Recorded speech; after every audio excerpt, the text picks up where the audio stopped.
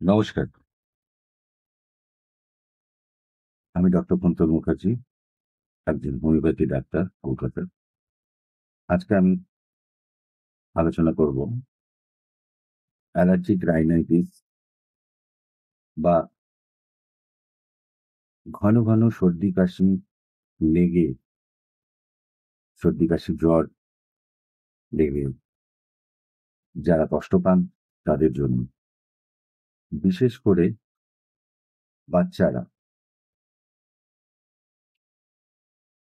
বছর ২ এর বয়স থেকে আপ টু ১৪ বছর, কিছু, কিছু ক্ষেত্রে ১৬ বছর অব্দি বাচ্চাদেরকে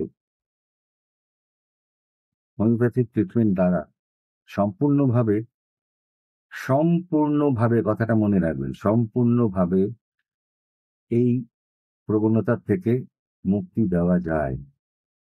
তাদের ইমিউন সিস্টেম মানে শারীরিক যে প্রতিরোধ ক্ষমতা সেটাকে সৃষ্টি করে তাদেরকে সম্পূর্ণভাবে মুক্তি দেওয়া যায়।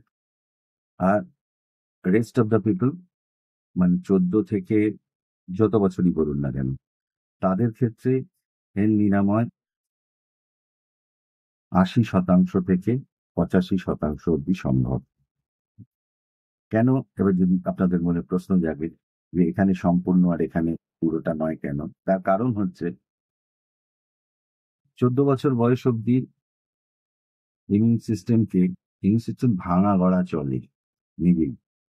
তার সাথে এনহান্স করা হোমিওপ্যাথি ওষুধ দিয়ে খুব সহজ, এবং এরা চট করে খুব বাইরের আবহাওয়ার সাথে ইনফ্লুয়েন্স হয় না, যত্নে থাকে তো। তারপর থেকে অ্যাডোলেসেন্ট পিরিয়ড থেকে বাইরের প্রকৃতির সাথে তারা অ্যাডজাস্ট করতে আরম্ভ করে। তারপরে আসে কলেজ লাইফ, তারপরে আসে যৌবন, তারপর স্টেপ বাই স্টেপ লাইফ এগোতে থাকে। আর নানা রকম এক্সপোজারের মধ্যে তারা গিয়ে পড়ে, যার জন্য তাদের দৈনন্দিন জীবনে অনেক হ্যাজার্ডস থাকে, এবং ইমিউন সিস্টেমকে বুস্ট করতেও আমাদের কষ্ট করতে হয়, যার জন্য সম্পূর্ণ কথাটা এক্ষেত্রে প্রযোজ্য হয় না।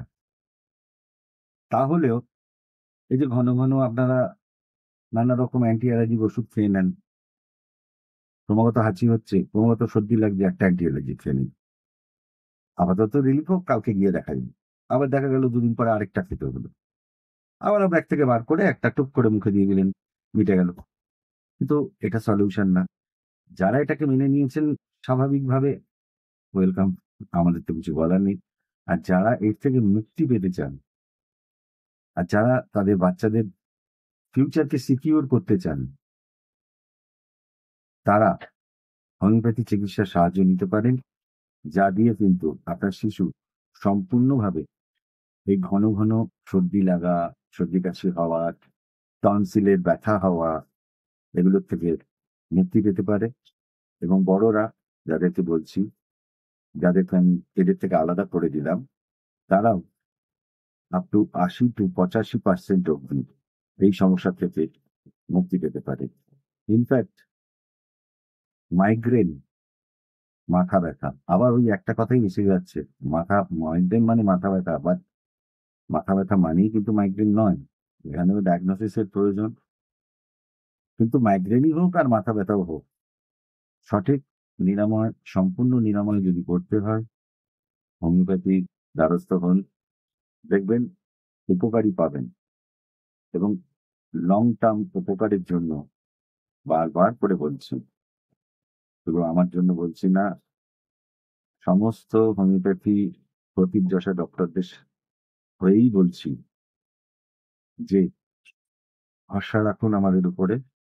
দেখবেন আমরা আপনাদেরকে সঠিকভাবে, সঠিক রাস্তা দেখিয়ে আপনাদের এই রোগ উপশম করার জন্য কতটা সাহায্য করতে পারি। আবার বলি, যদি মনে হয় গুরুত্বপূর্ণ এবং প্রয়োজনীয় মেসেজ এগুলো, তাহলে পেজটাকে ফলো করে একটু শেয়ার করবেন, যাতে আরো লোক দেখতে পায়। যাতে যদি এর থেকে কারোর উপকার হয় 1% ও, তাও মনে করব যে আমার এই প্রয়াসটা হয়তো কার্যকরী হলে। যার জন্য বারবার এই কথাটা বলা। আর আমার নাম্বার তো দেওয়া থাকছেই ভিডিওর উপরে বা নিচে। দরকার পড়লে যোগাযোগ করে নেবেন। অনলাইনেও দেখার বন্দোবস্ত আছে। তার জন্য আলাদা নাম্বার দেওয়া আছে। আর অ্যাপয়েন্টমেন্টের জন্য আলাদা নাম্বার দেওয়া আছে। তাহলে আজকের জন্য এখানেই শেষ করছি।